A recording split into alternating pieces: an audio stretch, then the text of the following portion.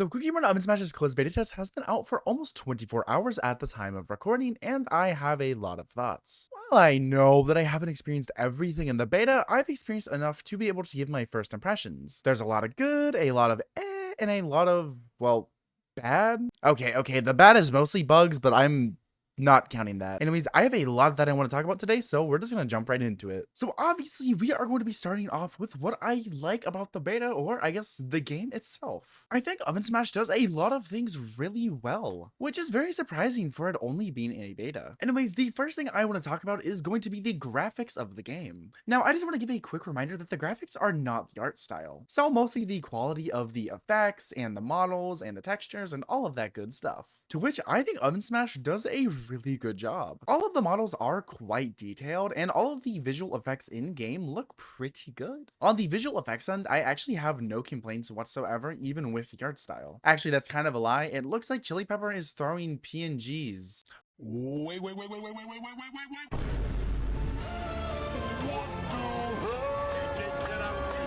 But besides that, the effects look great. All of the abilities look very detailed, all of the models are high quality, and it's just generally pretty good. Overall, I am quite impressed with the graphic quality of the beta, but that does come with downsides that I will talk about later. Now, another thing that I think Oven Smash does very well is character depth. Now, in case you guys aren't aware, Oven Smash is a MOBA, a multiplayer online battle arena. Think League of Legends, Dota 2, or dare I say, Brawl Stars? These games are known for their PvP aspects and high skill cap and strategy involved. And usually the more complicated the characters and more fleshed out their kits are, the better the experience. And I'm pleasantly surprised with how character kits in Oven Smash are. So if you weren't aware, every character in Oven Smash has a basic attack, a special skill, and an ultimate skill. On screen, you can see basic attacks are determined by a resource bar under your health bar, and then you have a button on the left of that is your special skill, and then above that, which is your ultimate. Now, despite the simplistic nature of the game, every character feels very different and definitely has their own strategic components that they provide to a team. For example, despite Madeline and Strawberry Crate being both tanks that have a way to dive into the enemy team, they both feel very different. Madeline definitely has a lot more offensive pressure, having an ultimate that allows him to dive into the enemy team, but also having an ability that allows him to dash and slow enemies. While Strawberry Crepe can latch onto a single target and stun them, but can also summon a golem to protect teammates. Unlike some games that only have one ability instead of two, this game allows for a lot more character complexity because characters aren't just defined by one or two attacks, and instead they're defined by three. Yeah, okay, that's pretty standard stuff. I mean, characters in League of Legends have like 5 abilities because they have passives. But that's not why I love the game's system so much. At levels 4, 6, and then 7 and 8, you can unlock additional abilities for your cookies. Specifically, at levels 4 and 6, you can unlock an alternate version of your special skill and your ultimate. So Strawberry Crepe's defensive golem that has a shield that blocks projectiles can turn into an offensive golem that attacks enemies. Or Madeline's purely offensive ultimate that does a lot of damage to enemies can instead also heal allies, but in turn do a little bit less damage. I think it adds a whole nother layer to character complexity because you actually get some freedom with how you want to play your character. Now sure, some characters like Cherry only have very minor differences, but that's still kind of cool because it still allows you to customize your character in a way that a lot of other games don't allow you to.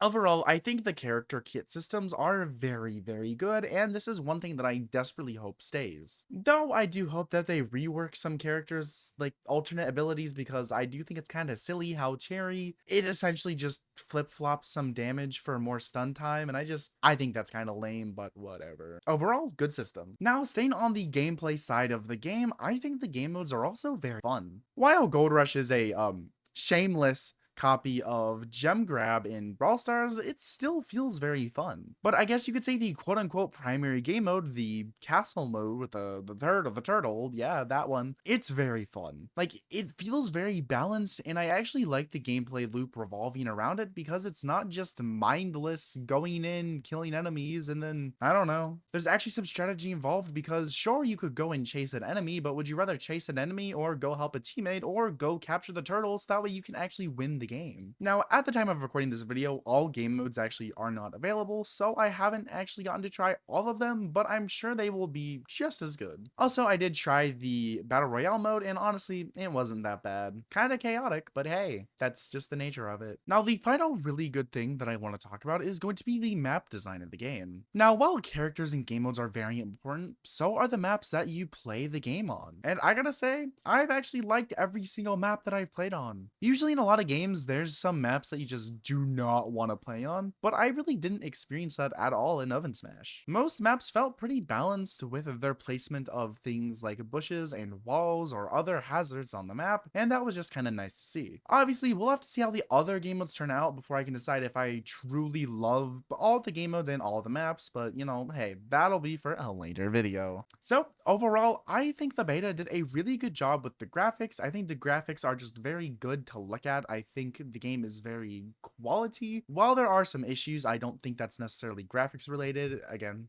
talking about that later. I think the characters are very, very fun and interesting, and they all feel very unique, and that is sometimes kind of hard for games to do. A lot of characters can end up feeling very same-ish, and I just don't get that. I think the game modes are all very fun. They all feel, different enough, and they don't really feel that repetitive, but, it's still the honeymoon phase, so we'll see after a while. And finally, I did enjoy all the maps that I played on, which is definitely surprising. So I'm actually adding this in after the fact because I completely forgot to talk about spell cards. So spell cards will randomly spawn throughout matches. I believe it's after enemy kills, but I'm not entirely sure. But these cards change up the gameplay a lot. When they were first revealed, I had no idea what they were, but oh my god, do these change matches. Pretty much what you do is you see a spell card on the ground, you walk over it, and you get the option to pick between two spell cards, which there are like a set of them that are available at the start of the match. So it's like from a small pool of randomly selected ones from a larger pool. And there's so many broken ones. I mean, there's one that gives you life steal, there's one that makes you smaller but faster, there's one that makes you massive and that increases your AoE, there's one that increases your attack, there's one that makes you like, I don't know, there's like, it's like a slowing puddle. Like, these cards are seriously very, very cool and low-key underrated.